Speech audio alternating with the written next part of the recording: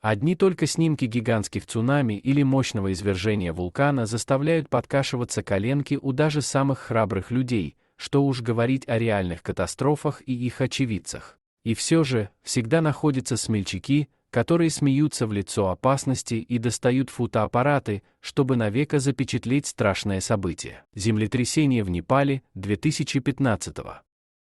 Башня, которая простояла на земле Непала больше 180 лет, за считанные минуты превратилась в жалкие обломки. Та же судьба постигла и 95% всех зданий в Непале. Магнитуда первого землетрясения составила 7,3 балла по шкале Рихтера, за ним почти разу последовало второе в 6,3 балла. Толчки были настолько сильными, что их почувствовали в Китае, Бангладеше и ряде других азиатских стран. Землетрясение в Индийском океане 2004.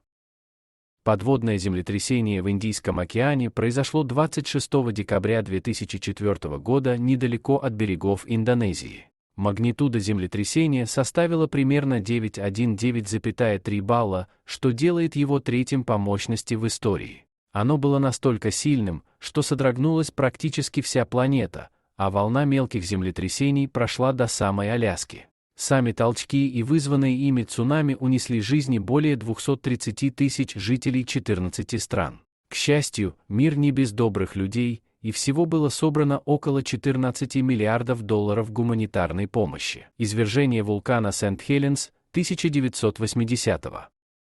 Утром 18 мая 1980 года небольшое землетрясение встряхнуло Вашингтон, что вызвало крупнейший оползень в истории Америки. Вся северная часть вулкана буквально сошла вниз. В результате вулкан проснулся и практически взорвался. Извержение было настолько мощным, что пепел накрыл 11 близлежащих штатов. По итогам катастрофы погибло 57 человек, включая фотографа Роберта Ландсбурга, который заснял весь процесс извержения и накрыл фотоаппарат своим телом, чтобы снимки стали достоянием общественности после его смерти. Землетрясение Тохоку в Японии 2011.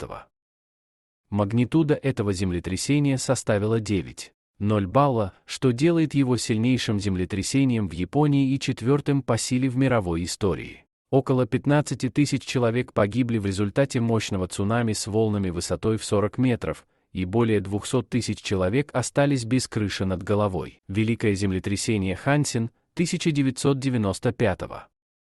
Хотя стихийные бедствия, к сожалению, не редкость для жителей Японии, им никогда не забыть одно из самых разрушительных землетрясений в истории. Великое землетрясение Хансен унесло жизни более 6 тысяч человек, уничтожило около 150 тысяч зданий, 1 километр скоростного шоссе Хансен и 120 причалов в порту города Кобе. Землетрясение в Чили 2010.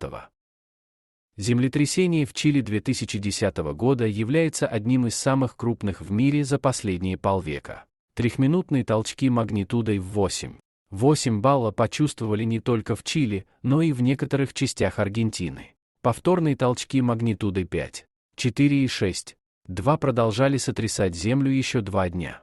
В результате землетрясения и последующих волн цунами погибло почти 600 человек. Ураган Катрина 2005.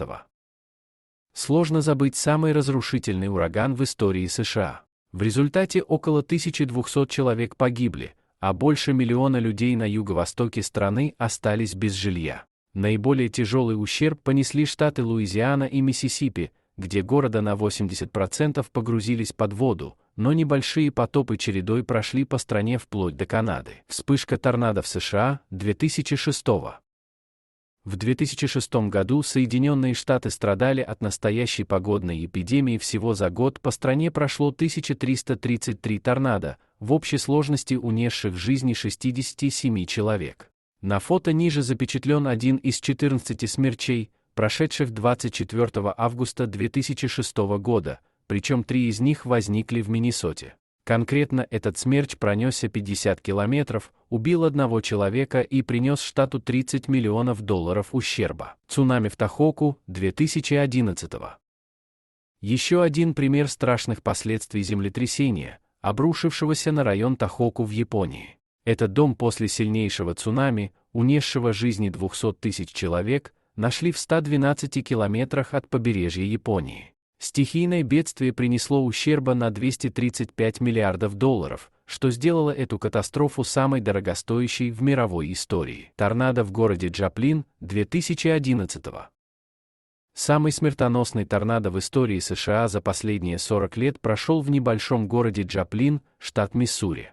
Смерч ужасающей силы высотой в 1,5 километра унес жизни 158 людей и более 1150 были тяжело ранены. В результате около 7 тысяч домов были уничтожены, а общий ущерб составил $3 миллиарда.